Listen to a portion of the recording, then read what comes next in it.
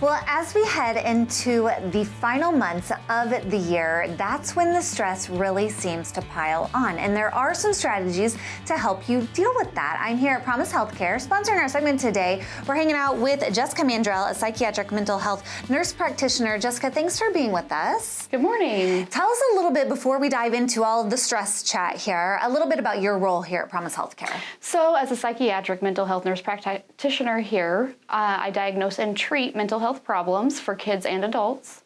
I work with a team of counselors, and then there are also 2 psychiatrists and other nurse practitioners here that treat.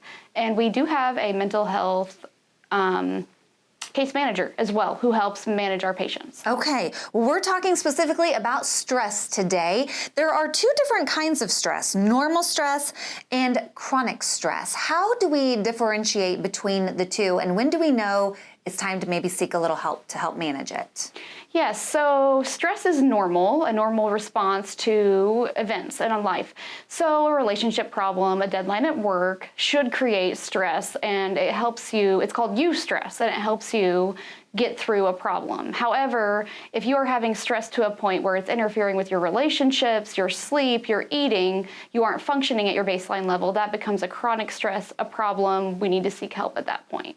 What are some of the long-term effects that you may experience if you let chronic stress kind of consume you and take over and you don't get help for that? So chronic stress is a huge problem because it causes both physical and mental health problems. So physically, we're looking at developing some blood pressure problems and other health issues, but mentally you might get into a depressive state or have panic attacks, more problems with sleep and appetite. There are some strategies that you can utilize to help you manage stress, including some breathing exercises. Do you encourage those? Absolutely. So there are several different breathing exercises. One is diaphragmatic breathing, which is where you're doing deep breathing into your belly, and we're doing counting just to keep track of the breathing, and that helps soothe the nervous system, because when we're stressed, our body goes into fight or flight. It doesn't know that a psychological threat is not a physical threat. So your adrenaline surges.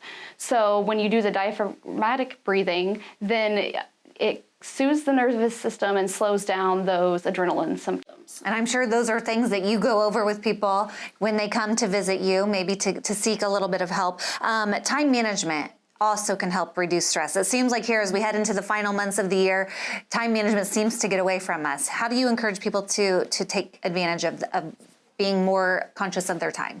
Absolutely. So when we get overwhelmed with the number of tasks we have to do, that definitely drives stress through the roof. So instead, you should kind of set a prioritization list where what do we have to get done and what can go to the wayside if need be.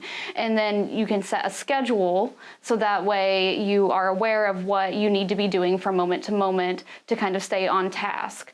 Additionally, just eliminating unneeded obligations is helpful, and you can even use an app as a support for managing your time. Okay, so you mentioned an app. I'm thinking social, getting involved with other people to help you. What role does social support play in helping you manage stress? So when we take on stress all by ourselves, we can become overwhelmed, and instead we should reach out to friends, family, other support systems like groups where you are able to discuss and kind of bounce ideas off and get that emotional support that you need. You briefly mentioned some apps. What are some good resources? So there are some apps that are helpful with like meditation and breathing, such as Calm, Insight Timer, and Headspace.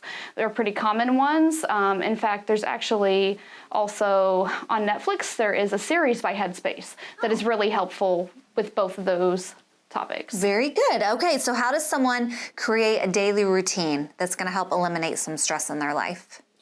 So it's going to start with just the basics, making sure we're getting enough sleep, eating healthy, getting movement in our bodies every day. And so setting a schedule, like we discussed before, is part of that, and just sticking to it and being graceful with ourselves if we miss a step and getting right back on. There you go. But if they do need that extra support, you're here at Promise Healthcare. How can people learn more, reach out, and get that help that they may need?